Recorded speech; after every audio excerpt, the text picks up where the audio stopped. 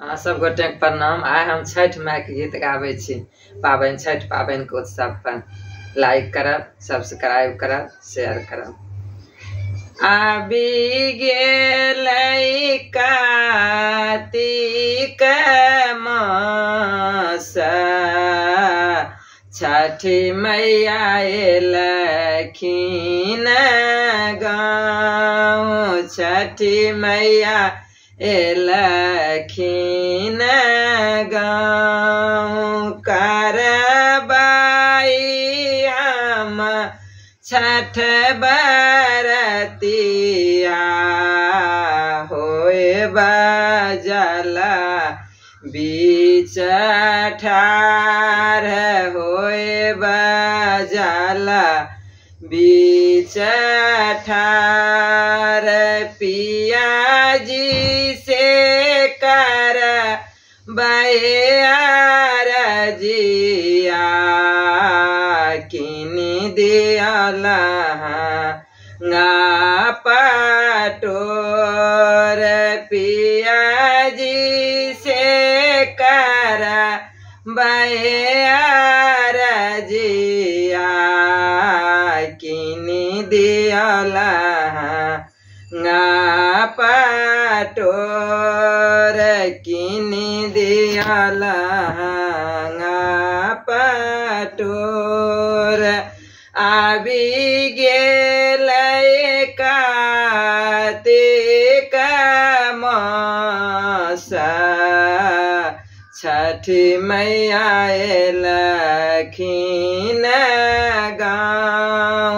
छठी मैया एलखिन गाँव, चकमक अंगना दुआरिया। चकमक अंगना दुआरिया, चमके पोखरी के घाट। चमके पोखरी के घाट। आबि गेलै कार्तिक मास, छठी मैया एलखिन गाँव। छठी मैया एलखिन गाँव, चहुँ दिस बाजन बाजे। चहुँ दिस बाजन बाजे, घाट सजल तोहार। घाट सजल तोहार।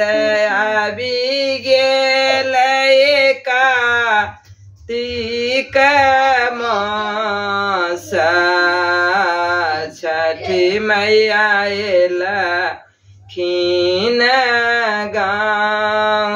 छठी मैया एलखिन गाँव, सुपने ने जल में छिठार। सुपने ने जल में छिठार। अर्जी सुनी याओ हमार। अर्जी सुनी याओ हमार।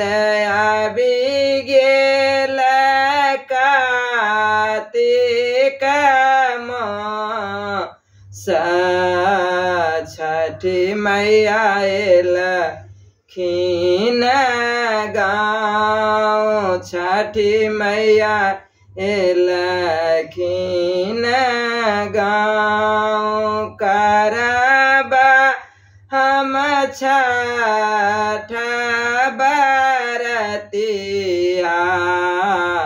होए बजल बीच ठाढ़, होए बजल बीच ठार उगिया ओ सुरु जागो सैया उगिया ओ सुरु जागो सैया भेलया बयार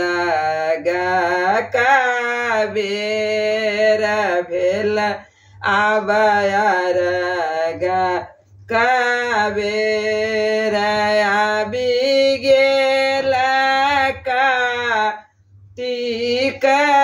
मास छठी मैया एलखिन गाँव